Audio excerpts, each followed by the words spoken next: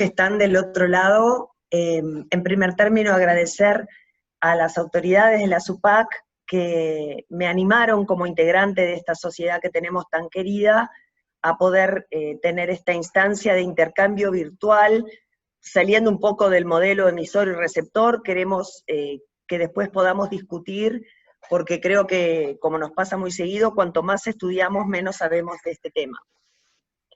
Vamos entonces a, en primer término,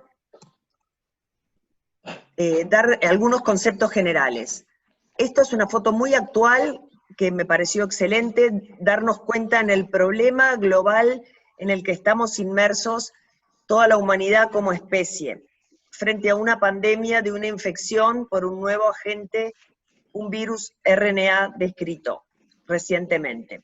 Vamos a dividir nuestro trabajo acá con ustedes en tres participaciones, una primera de introducción, de jerarquización del tema y algunos conceptos generales del virus, que son importantes porque están directamente vinculados a las técnicas que vamos a aplicar en el laboratorio para su diagnóstico.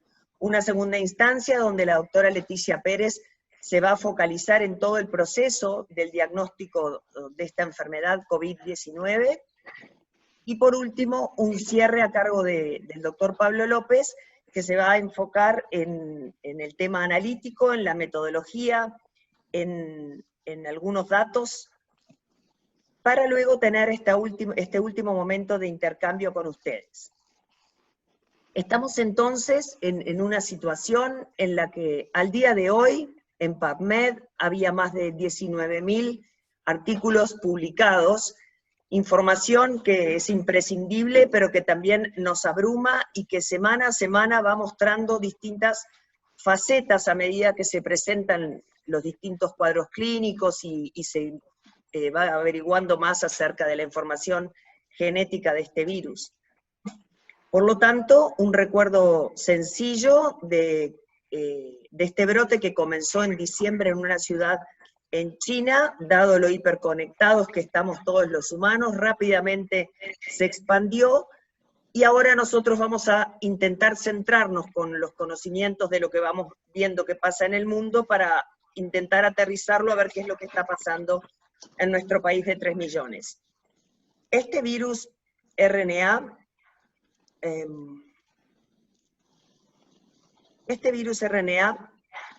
se llama coronavirus por la corona de espículas que caracteriza a la familia. Es un grupo de virus ancestrales que se conocen desde hace más de 50 años, desde la mitad del siglo pasado. Comprende un grupo de virus que causan infecciones respiratorias altas y cuadros banales, resfrío, rinitis, y en el siglo XXI hemos asistido a la descripción de nuevos agentes. En el 2002 el SARS-CoV-1, luego en el 2012 otra epidemia con el virus MERS que afectó Medio Oriente, y actualmente otro nuevo beta coronavirus que es el que nos ocupa. En esta microfotografía electrónica se ve perfectamente las espículas de la corona. La enfermedad se llama COVID-19 y es causada por este virus que se parece más al SARS-CoV-1 que al MERS. El reservorio natural de estos virus, en este diapo podemos ver la mortalidad, son los murciélagos.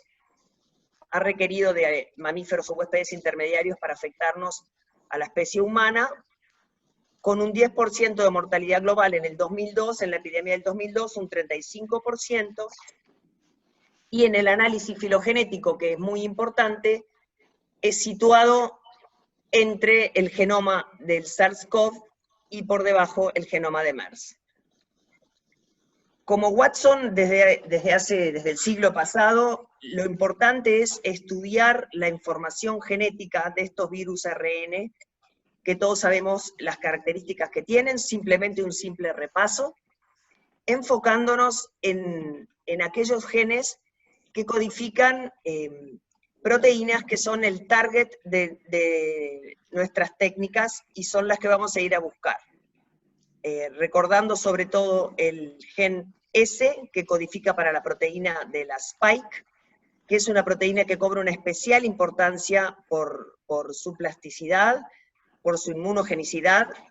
Hay trabajos, y los trabajos dirigidos a producir vacunas están dirigidos hacia esta proteína, y sobre todo por su plasticidad y su alto nivel de mutaciones y de resistencia y cambios. Rápidamente, el virus se une a los receptores AC2 de la superficie celular, de la enzima conversora de angiotensina 2, que se expresan en múltiples tejidos en distintos grados, con altísima densidad en tejidos como el intestino, los testículos. Se cree que eso juega un rol en los cuadros que se presentan con diarrea. Se une a los receptores, que están perfectamente estudiados y bien descritos, se internaliza, se libera el genoma, se constituye el complejo RNA polimerasa RNA dependiente, que es uno de los targets específicos de los estudios confirmatorios, y una célula infectada es capaz de producir miles de partículas virales, como se ve en esta foto. En suma, destacar 2 o 3 cosas: el tamaño del genoma de 32.000 pares de bases, las tasas de mutación, los altos niveles de recombinación, y lo importante de esta glicoproteína de superficie, que además es target de fármacos que están en ensayo dirigidos a la polimerasa que rompe las unidades cuando el virus se contacta con este receptor. Es de crucial importancia. Entonces, rápidamente, como no podemos hablar de cuadros clínicos, es imposible sintetizar en 15 minutos, vamos a recordar que la vía de transmisión más importante es persona a persona, por las gotitas respiratorias. También contamina superficies. Hay trabajos que evidencian que puede estar muchas horas en superficies, como por ejemplo el acero inoxidable. Recalcar que la transmisión presintomática es posible, y que también después de la curación la Organización Mundial de la Salud ha mostrado que puede seguirse aislando el virus. La transmisión fecal-oral hay poca evidencia, al igual que la transmisión perinatal. Por lo tanto, como van a analizar mis compañeros rápidamente, los niveles de la carga viral van a ser más altos al inicio, todo lo cual correlaciona muy bien con las fases de la enfermedad y por lo tanto con las técnicas que vamos a aplicar en el diagnóstico. Como recién decía, puede dividirse la enfermedad en 3 estadios, y destacamos la cantidad de virus al inicio, en el estadio 1, y luego distintos estadios, el estadio 2, fase pulmonar, y estadios hiperinflamatorios. Omití decir que cuando el receptor, a ver cómo voy para atrás, cuando se une hay una downregulación de este receptor y se activan vías de señalización que provocan una tormenta de citoquinas proinflamatorias que son las responsables del daño tisular en los casos graves. Volvemos entonces recordando que la mayor parte, este es un trabajo de enero en China, la mayor parte, aproximadamente el 80%, son casos que cursan asintomáticos o moderadamente pausisintomáticos, un 14-15% formas severas y un 5% o menos son aquellos que van a tener un mal pronóstico y requieren asistencia ventilatoria mecánica e ingresan a las salas de cuidados críticos. Rápidamente, esta es la página de hoy de Johns Hopkins, una universidad que actualiza. Ya tenemos en el mundo 6 millones de casos confirmados. Esta es la página de la Organización Mundial de la Salud también de hoy. De esos 6 millones, 3 están en las Américas. Y aterrizando en nuestro país, datos oficiales del Ministerio de Salud Pública, recordar qué departamentos están afectados, recordar que tenemos un brote contra el país vecino que tiene altísima circulación viral. Los casos activos en el departamento de Rivera ya superan los que están en contacto, pero en términos generales, la evolución de los casos activos en nuestro país tiene una curva en descenso. El tema de los tests y la relación con los pacientes lo va a analizar Pablo más adelante.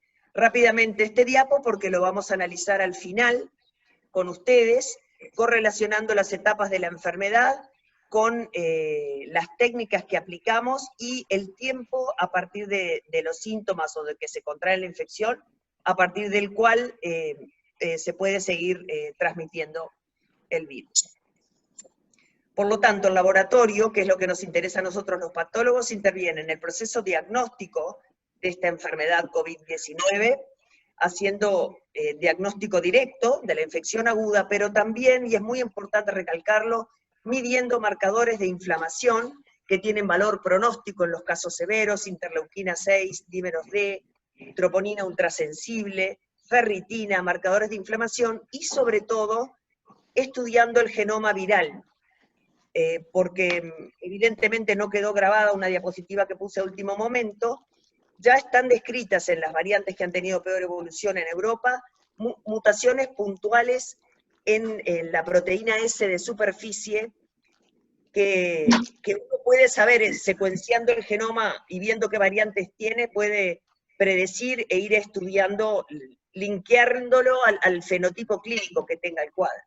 Por lo tanto, el laboratorio emite un reporte con esta información médica clínicamente útil, los compañeros van a profundizar, confiable, oportuna, y lo más importante es que el trabajo que hacemos todos los días los médicos de laboratorio es un triage que contribuye a las decisiones médicas. Ustedes saben bien que dónde se va a aislar o no el paciente, qué tipos de cuidados, qué medidas va a recibir, depende de que el laboratorio emita un resultado de buena calidad en tiempo y forma. Ahora va a seguir la doctora Pérez.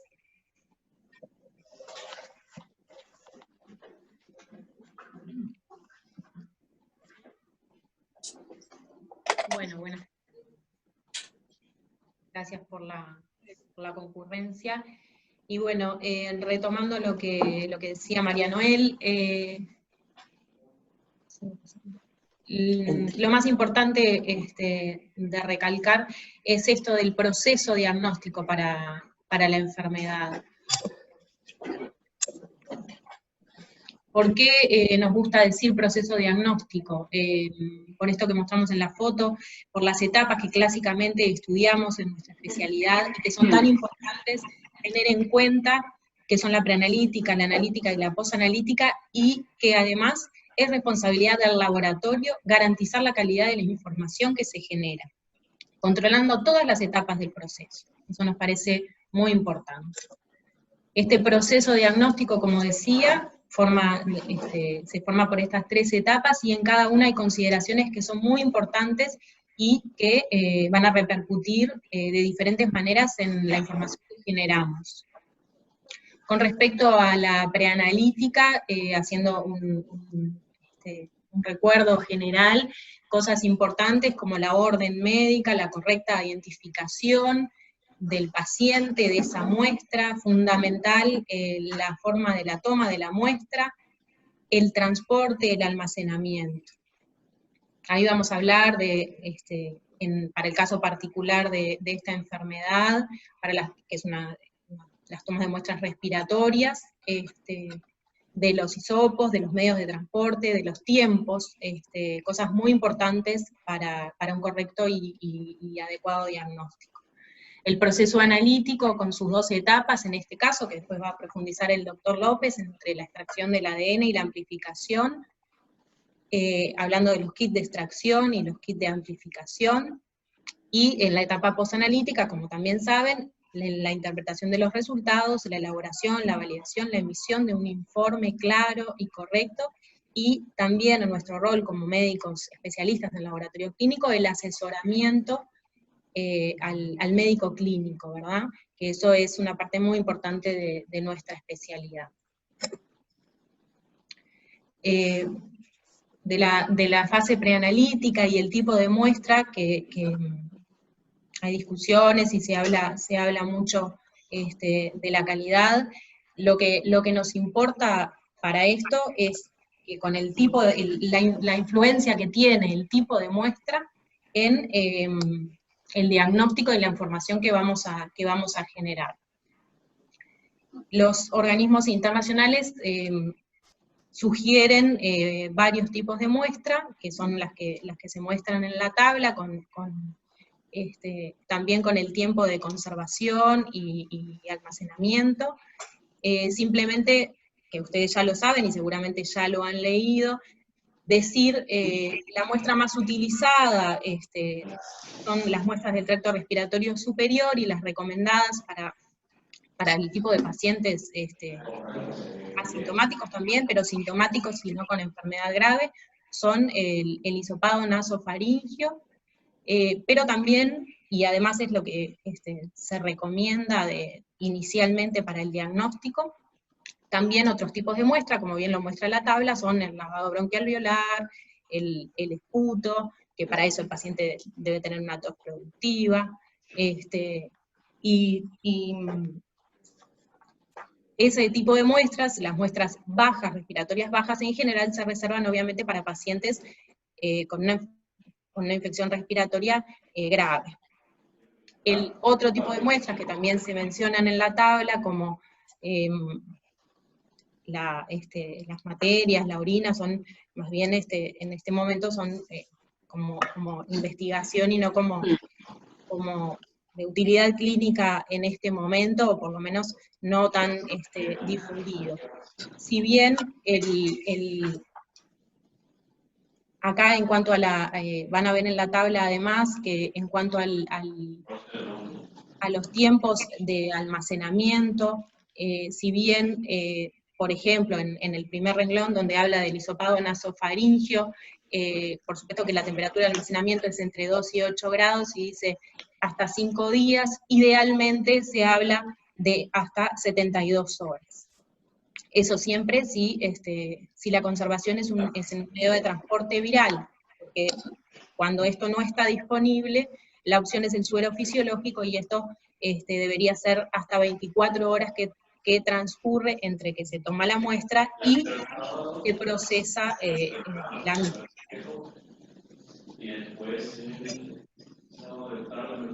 Mencionamos acá decir que también últimamente se está hablando de la saliva como una opción para el diagnóstico. ¿Por qué? Primero porque el hisopado nasofaringio, si bien es una muestra que si bien no es invasiva, es una muestra incómoda para el paciente, que requiere de una técnica especial, que además, al ser incómoda para el paciente, debe molestar en el momento que se realiza, y por lo tanto también el paciente puede toser o puede estornudar, y eso genera gotitas o aeroliza la secreción respiratoria, y eso repercute en el personal de salud. Por eso se está hablando que la saliva podría ser una muestra, que además de que el paciente podría hasta recolectarla por la facilidad, es menos invasiva y además menos peligrosa para el personal de salud. Si bien esto se está estudiando, y hay varios estudios últimamente, ha demostrado tener una buena sensibilidad, incluso hasta comparable al hisopado nasofaringio, pero bueno, todavía son cosas que se están estudiando. Hoy por hoy, la muestra más utilizada y difundida es el hisopado nasofaringio.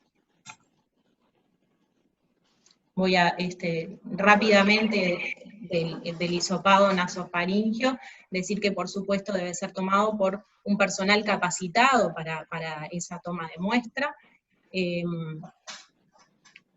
que por supuesto que deben cumplir las personas que realicen tanto la recolección de la toma como las personas que van a trabajar en el laboratorio con adecuadas medidas de bioseguridad, con equipos de protección personal.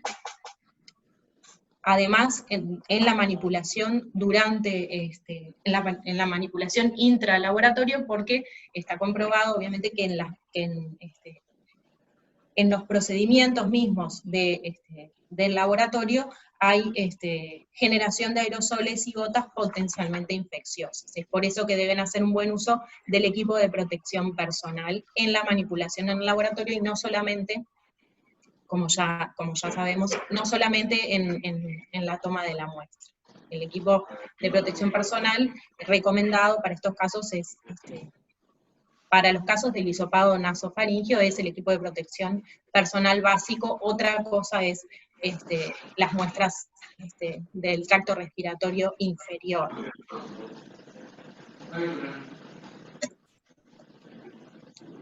Destacamos entonces la importancia de una correcta toma de muestra y una buena calidad de muestra en todas las enfermedades, pero mucho más en las enfermedades infecciosas, donde una mala calidad de muestra repercute y podemos llegar a un diagnóstico erróneo por una mala calidad. Por eso sí será importante hacer hincapié en esto, y que esto, además, el laboratorio también lo fomente y lo controle. Como dijimos, la muestra más difundida y usada es el hisopado nasofaringeo, por ser, si bien es una maniobra incómoda, es una maniobra no tan invasiva, como muestra la foto, y ya todo el mundo habrá leído. El paciente debe estar sentado con la inclinación de la cabeza a 45 grados, el hisopo debe ser de dacrono de poliéster, no se recomienda y no se debe utilizar el hisopo de alginato de calcio ni con mango de madera, por tener sustancias que interfieren con la propia técnica de amplificación. Eso es muy importante. Debe introducirse desde las fosas nasales hasta como se ve bien en la figura, debe ser una maniobra incómoda para el paciente y debe introducirse hasta tocar la pared posterior de la faringe. Esto debe molestar al paciente y justamente hasta hacerlo lagrimear. Inmediatamente después, ese hisopo debe dejarse unos segundos que se empape de la secreción, y retirarlo haciendo una rotación idealmente de 3 veces, y colocarse inmediatamente en un contenedor con medio de transporte viral de 2 o 3 mililitros en el medio de transporte viral.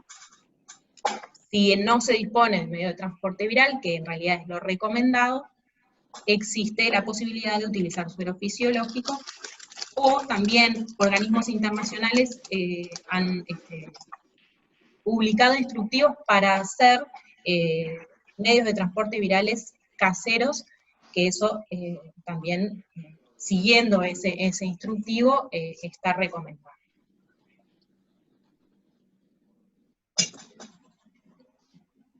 En cuanto al transporte, porque esto es muy importante, además que del almacenamiento, como ya dijimos, que debe ser a una temperatura entre 2 y 8 grados, el transporte para la llegada al laboratorio, hasta la llegada al laboratorio, es muy importante, porque además son muestras potencialmente contaminantes y infecciosas.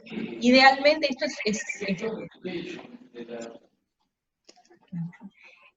idealmente, ese es un modelo que figura en la página del Ministerio de Salud Pública, de Uruguay, por supuesto. Es el triple embalaje, por supuesto, con el medio de transporte, con una correcta identificación, el triple embalaje que evite no solamente fugas, sino también la contaminación.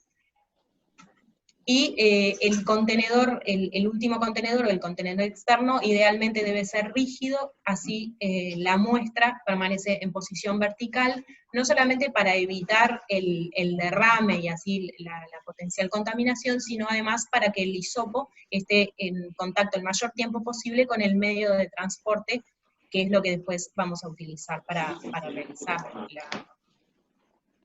la PCR. Entonces, recalcando un poco la importancia de la preanalítica, y en este caso la toma de la muestra, y para tener una buena calidad de la muestra, como ya hablamos, el tipo de muestra que debemos utilizar, sobre todo también teniendo en cuenta la oportunidad de la toma de esa muestra, que eso después vamos a profundizar un poquito más, en qué momento se realizó ese hisopado al paciente, en qué momento de la enfermedad, cuándo había iniciado los síntomas, y eso también va a tener una importancia fundamental en qué resultado vamos a obtener. Entonces, acá simplemente volviendo a recalcar la importancia de la toma de muestra, el transporte, el almacenamiento, el tiempo que transcurre entre la recolección y que se realiza la PCR,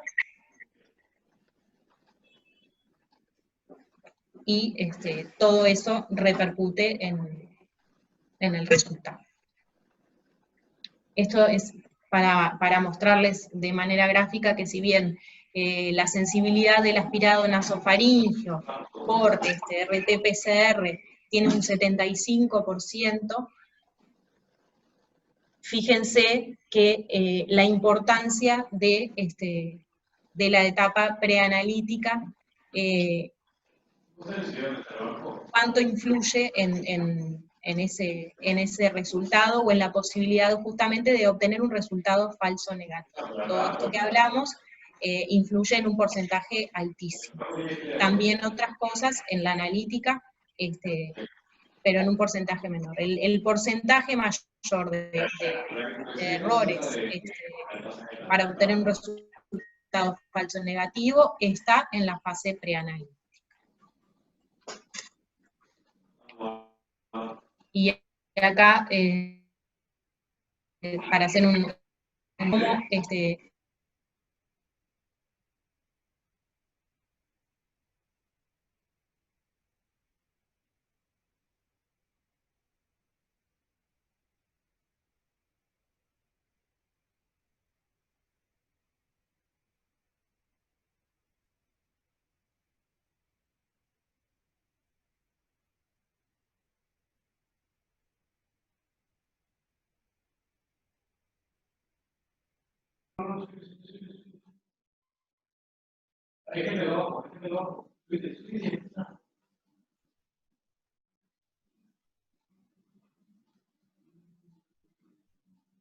Bien, ahí.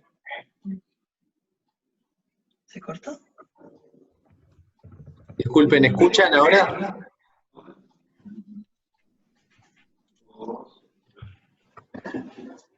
Se nos cortó un poco la conexión del host, entonces vamos a retomar ahí.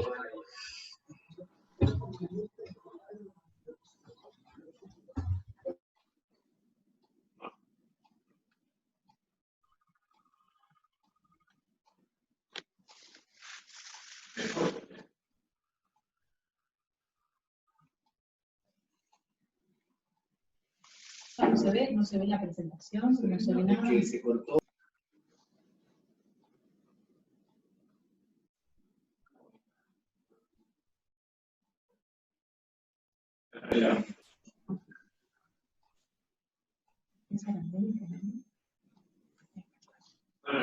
Todavía falta otro, viste que cuando uno termina se cuenta que se le dio para hablar, está repasado. Yo te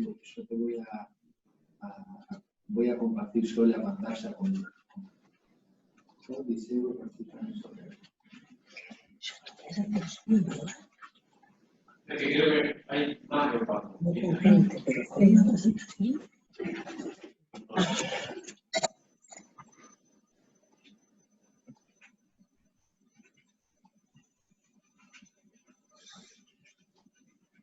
Sí, entonces está. Sí,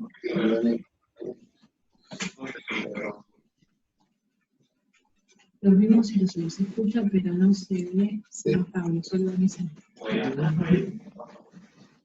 ¿Estaban acá? Sí, yo terminé. ¿Ven la pantalla ahora? Ahora sí se ve, lo escuchamos. Perfecto. Bueno, entonces continúo un poco yo.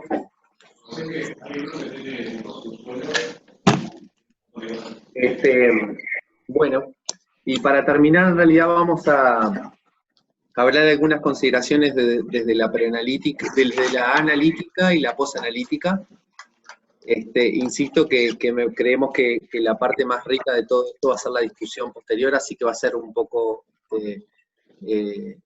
ilustrativa y rápida, espero, y que puedan comprender los aspectos más importantes fundamentalmente. Algunas de las cosas ya dijo Leti, me parece que es de relevancia destacar la importancia nuevamente de la etapa preanalítica y de lograr controlar todas esas variables que citó anteriormente. Más allá de eso, tengo que entender que la parte analítica del proceso lleva, en el hisopado nasofaringeo, la prueba molecular, lleva 2 etapas. La etapa de extracción del ácido nucleico, en este caso de ARN, y la etapa de amplificación por medio de la RT-PCR. Está claro que el proceso de extracción en sí mismo,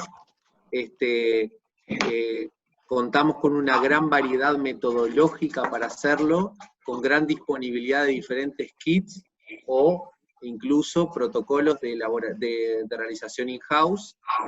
Entonces, creo que otra vez, al igual que en la etapa preanalítica, el control de esta parte del proceso vuelve a ser importante para el éxito de la prueba, obviamente, ¿no?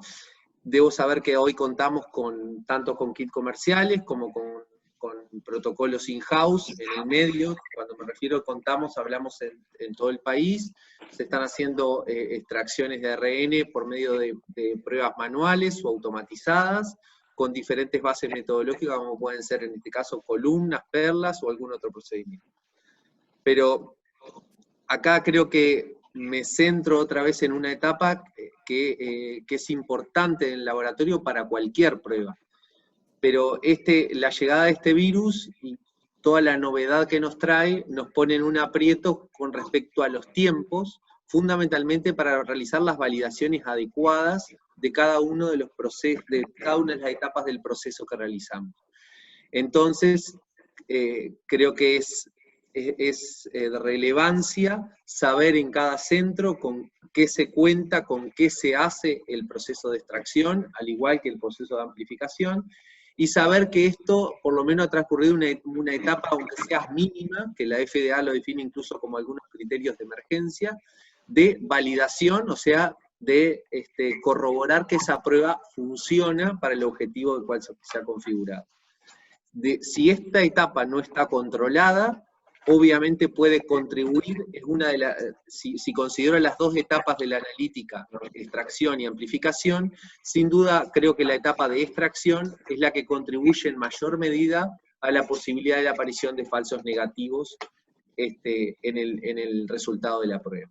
Entonces, es de relevancia saber cómo se hace, qué kits y qué metodología se usa, y obviamente, como corresponde para cada vez que hablamos de una prueba molecular, qué personal es el que lo realiza y con qué capacitación cuenta para poder llevar a cabo este tipo de pruebas, que creo que es de gran relevancia, y como siempre hablamos, debiendo tener capacitación tanto en biología molecular como en diagnóstico. Me parece que esa es como que la conjunción que lleva un poco a los mejores resultados en la prueba.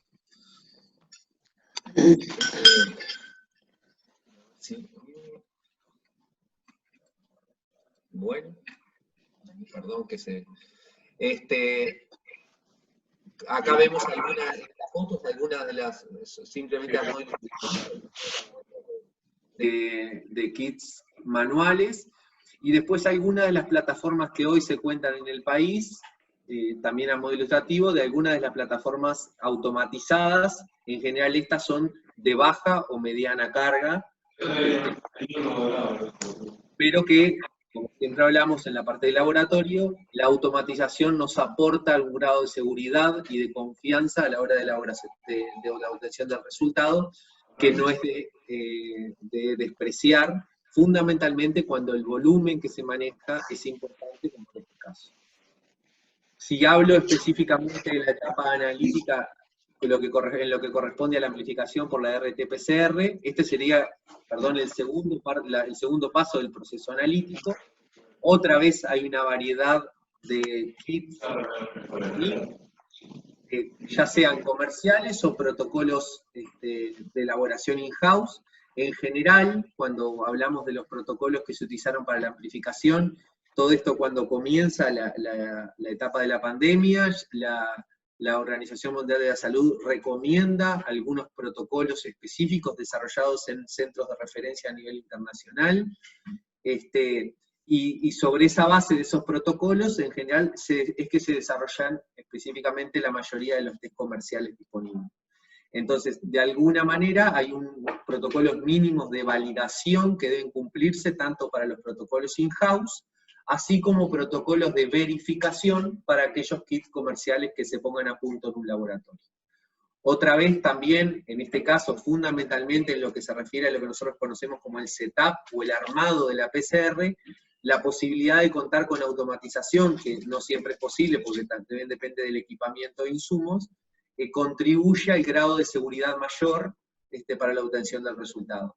En el caso de que este setup se tenga que hacer manual, otra vez volvemos a la mano de obra con la suficiente capacitación y pericia para poder llevar a cabo adelante con el mejor de los éxitos de la prueba.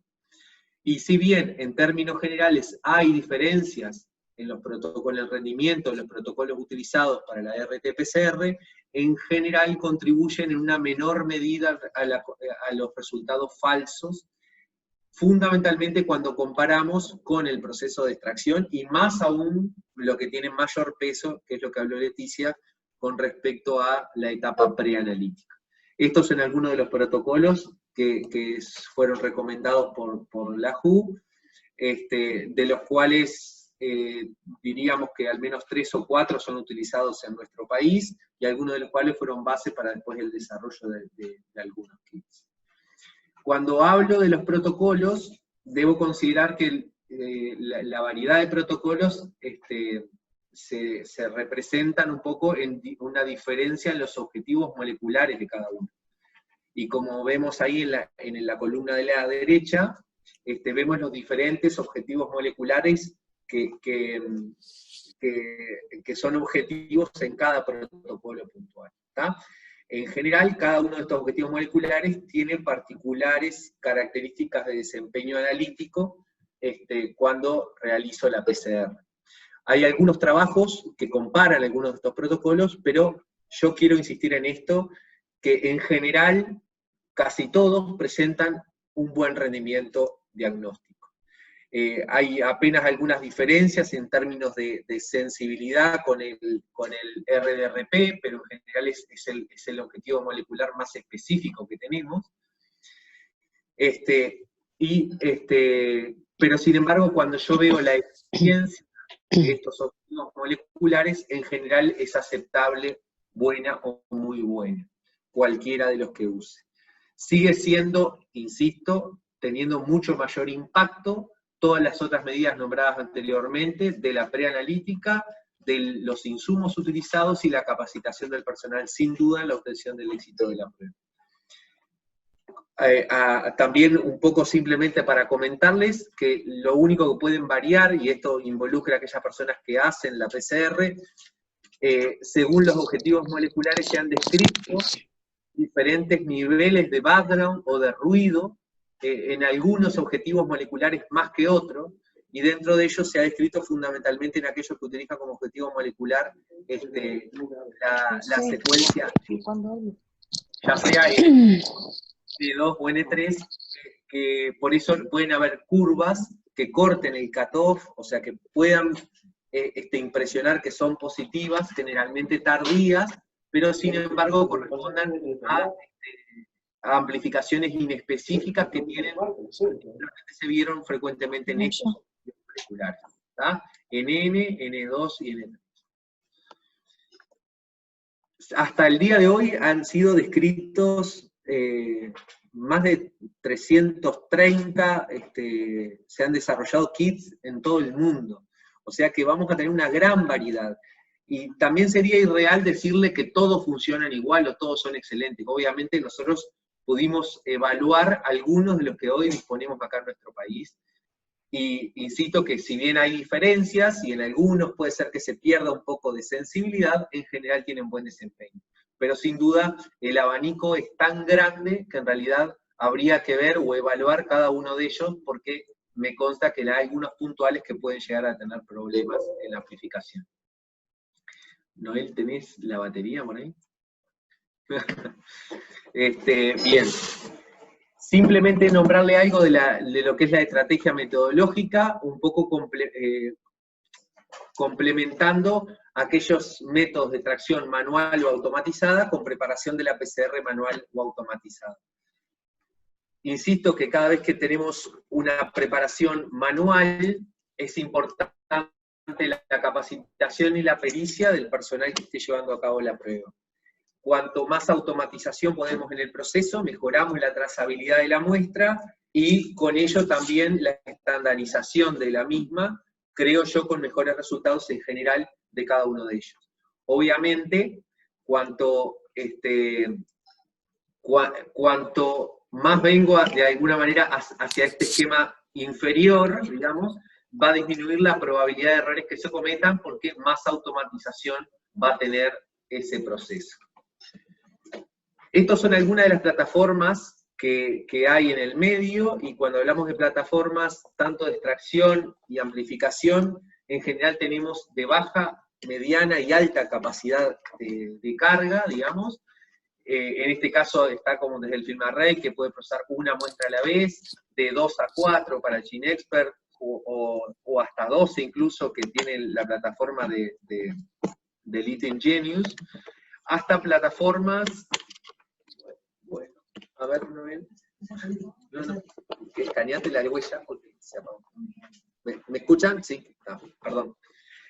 Hasta plataformas de alta capacidad, como pueden ser estas de Abbott y de Giagel, que permiten el procesamiento hasta de 96 muestras. ¿Qué tengo que tener en claro con esto, con estos dos tipos de diferente capacidad de carga? Los tiempos de respuesta. Los primeros permiten tiempos de respuesta muy buenos, capaz que de 2, 4, 6 horas, bastante rápidos, pero con un número bajo de muestras procesadas a la vez. Sin embargo, con las plataformas de alta carga tengo un gran volumen de procesamiento simultáneo, pero en general el tiempo de procesamiento y después la etapa post-análisis, preanálisis, que contribuyen también en buena medida a los tiempos de respuesta, generalmente no se obtienen resultados en menos de 24 o incluso 48 horas en algunos centros. Entonces, siempre que yo pido un tiempo de respuesta, tengo que considerar qué plataforma o qué metodología o qué estrategia utiliza ese laboratorio para llevar a cabo la prueba. Sin duda, destacar que la sensibilidad y especificidad de la RT-PCR en sí mismos seguramente es mayor al 95%, y que los niveles de alguna manera de seguridad son muy buenos. Sin duda están en las otras etapas previas el compromiso de la sensibilidad de la prueba. Destacar que el hisopado nasofaringio con la prueba molecular, nosotros estamos evaluando una fotografía del momento de ese paciente, del momento de esa población, del momento de ese territorio, de esta zona geográfica puntual. Pero lo que hoy evaluamos de una manera determinada y que de repente pueden tener un resultado puntual, mañana puede haber cambiado totalmente esa fotografía que tuvimos. Entonces, está bueno siempre cuando se diseñan las estrategias de salud, de alguna manera desde el punto de vista epidemiológico, tengo que considerar cuál es el objetivo que persigo a la hora de aplicar una prueba molecular u otras pruebas de laboratorio, como pueden ser las serológicas, y qué es lo que yo intento evaluar con eso. Para finalizar, nada, simplemente citar la posanalítica, la importancia de la posanalítica. Nosotros debemos destacar siempre que en todo el proceso diagnóstico, muchas veces, y el que trabaja en laboratorio lo sabe, se cometen errores. Lo más importante de tener el control de todo el proceso es intentar minimizar lo más posible que se produzca. Entonces, en la etapa final de este proceso, en lograr esa trazabilidad tan deseada para cometer los menores errores posibles, fundamentalmente la parte de identificación y la emisión del informe, los datos del paciente, sería interesante contar con un dato sumamente relevante si estamos evaluando un paciente, cuál puede ser el posible contacto y cuánto tiempo hace desde en la toma de la muestra hasta el día de contacto. Debería describirse en el informe cuál es la prueba realizada, así como los objetivos moleculares y la metodología que se usó. Y con esto un poco queremos cerrar, simplemente transmitirles un poco ahora, trabajar un poquito con esta gráfica, que me parece muy clara, que ya la citó María Noel un poco al inicio, y que la idea es visualizarla ahora un poco y después empezar a intercambiar preguntas si es necesario. Yo creo que esta gráfica es importante, ya que nos marca los dos tipos de pruebas más utilizados, específicamente, y no lo dijimos, pero la prueba molecular es la adecuada para el diagnóstico de SARS-CoV-2, y la detección de anticuerpos podría contribuir cuando se usa conjuntamente con la prueba molecular en algunos cuadros clínicos puntuales. ¿Ah? Sin embargo, la mayor utilidad, como saben, de los anticuerpos está generalmente en las evaluaciones de seroprevalencia a nivel poblacional. Pero cuando yo me pongo en el rol en la parte diagnóstica, es importante visualizar al paciente en qué etapa o en qué cuadro clínico se encuentra. Y ahí debo describir las 4 situaciones, como el paciente asintomático, el paciente que presenta síntomas leves, el paciente grave y el paciente crítico. Y cada uno de estos 4 cuadros clínicos, de alguna manera, presentan diferente cinética desde el punto de vista de la fisiopatología viral, y la utilización de las pruebas puede variar en función de cada uno de estos cuadros clínicos.